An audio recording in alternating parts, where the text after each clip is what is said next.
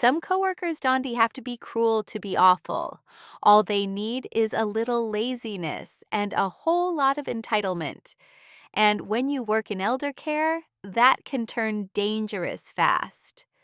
And before we begin, don't forget to like the video and subscribe for more revenge stories. My name is Rachel Montoya, and I work at a small but busy assisted living home in Fairborn, Ohio, where we take care of 6 elderly residents. Every shift requires at least 2 staff members to be present at all times, not for convenience, but for safety.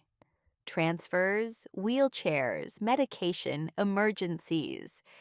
It is not the kind of job where you can just wander off. But try telling that to Brian Whitman, a man who would probably take a nap during a tornado warning if he could get away with it. Brian was the type of employee who volunteered for every overtime shift, not because he cared, but because he wanted the extra paycheck while still doing the absolute bare minimum.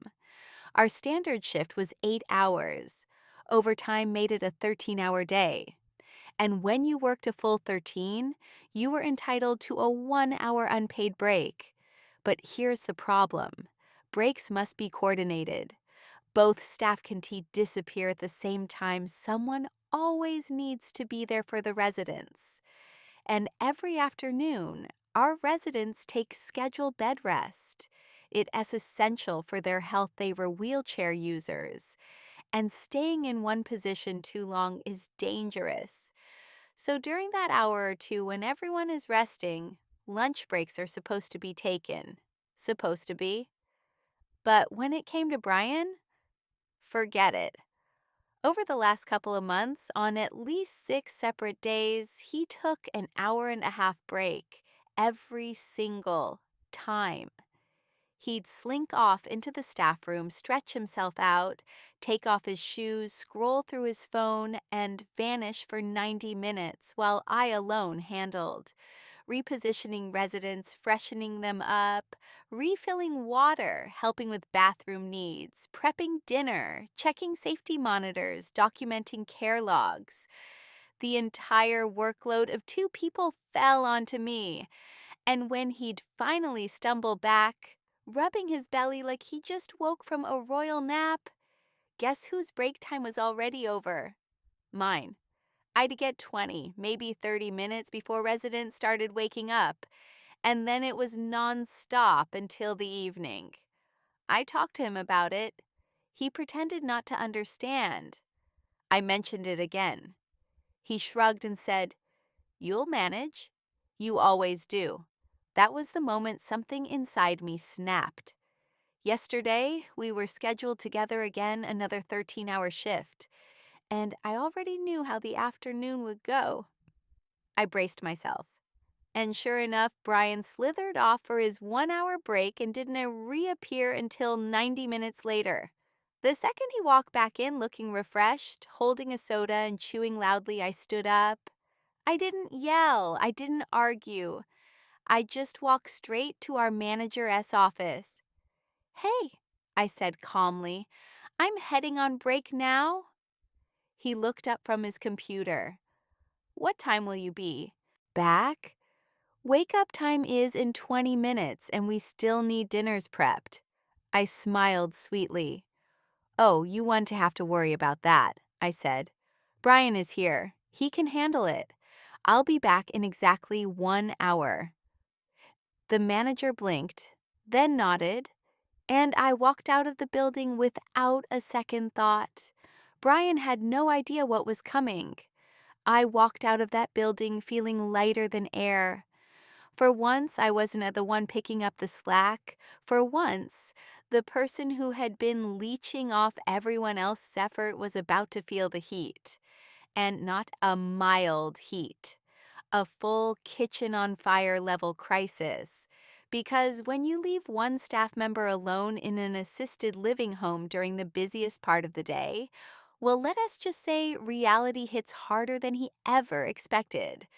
I sat in my car, reclined the seat, opened my iced coffee, and let the satisfaction wash over me. I wasn't just taking my break. I was enjoying it. Meanwhile, inside, hell had descended on Brian. The chaos begins. By the time I reached the 15-minute mark of my break, my work phone, the one I always carried, started vibrating nonstop. Not from residents, not from the manager, from Brian. 3 missed calls, 2 texts, 1 voicemail, and every bit of it fueled me. I tapped the voicemail purely out of curiosity. It started with, "Rachel, where are you? Wake up time is about to start." Then the sound of something clattering, followed by, "Okay, call me back, please." He sounded like someone realizing they'd accidentally signed up to run a marathon without training. I turned my phone face down and took another sip of coffee. The wake-up disaster. As anyone who works in assisted living knows, wake-up time is not just gently rousing people from a nap. Oh no. It's boosting them upright, checking their vitals, repositioning for safety, helping them to the bathroom, changing them if needed, assisting with mobility equipment, guiding them to the common room, and starting dinner prep all in under an hour. And it's supposed to be done by 2 people, minimum. Brian was now doing it alone. And unlike me, he had never actually done all the work. Not once. The dinner panic. At the 35-minute point, another voicemail hit. This time his voice was shaking. Rachel, I can start dinner and get everyone up. I get to do both at the same time. Please hurry, please." Behind him, I heard someone calling his name. Then something burning, then him swearing. I nearly laughed out loud in my car. The man had been treating this job like a paid nap station for months, and now he was drowning in work he should have been doing all along. The resident rebellion. Our residents may be elderly, but they are not helpless. They re-smart. They re-observant.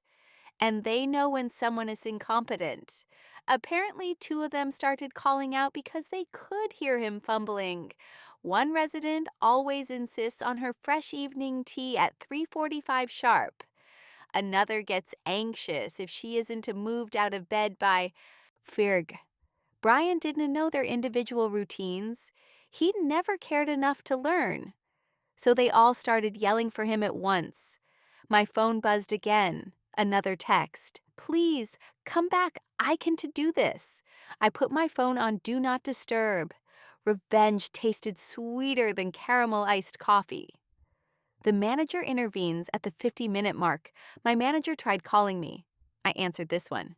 "Rachel, everything okay?" Brian seems overwhelmed. I took a long, slow sip before responding. "Oh, I am fine. I am just taking my legally required unpaid break. Full hour, like policy says." He paused. "Right. Well, Brian is struggling." My smile was audible. "He'll figure it out. He always takes his full hour in 30 minutes. I'm sure he can handle 1 hour of work." There was silence on the line. Then my manager sighed. "You're right. That moment? Pure gold." When I walked back into the building at exactly the 60-minute mark, I didn't expect the scene I found. The kitchen was a disaster zone. A pot was boiling over. A tray of chicken was half prepped. A stack of dishes was toppled sideways. 2 residents were calling his name. 1 needed help transferring. And Brian? Brian was sweating like he'd run through the Sahara wearing a winter coat. His face was red, his hair was plastered to his forehead. He looked like the human embodiment of regret. He turned to me with wide, pleading eyes. "Rachel, can you take over?" I tilted my head. "Oh, I just got back from break. Is something wrong?" He blinked hard. I can do everything. This is insane." I shrugged. "Strange. That's what I've been doing every time you took 90-minute breaks." He froze. Then his face fell. Then the realization struck him like a truck. He'd been caught. exposed, overwhelmed by the very laziness he'd weaponized against everyone else. Later that evening, our manager pulled us aside. He wasn't angry, but he was firm. He looked at Brian first. I reviewed the logs. You went over your break by 30 minutes again. That leaves Rachel unable to take her full break. That won't be happening anymore. Brian swallowed hard. Then the manager turned to me. From now on, breaks must be taken properly. Both of you take exactly 1 hour. No more, no less. Brian didn't even try to argue. He just nodded, slowly defeated. At the next day, he took a 59-minute break. Not 60. Not 61. Definitely not 90. And every day after that, he never once pushed it again. I didn't yell, I didn't threaten, I didn't get petty. I simply let him drown in the work he always forced on me. He learned the hard way.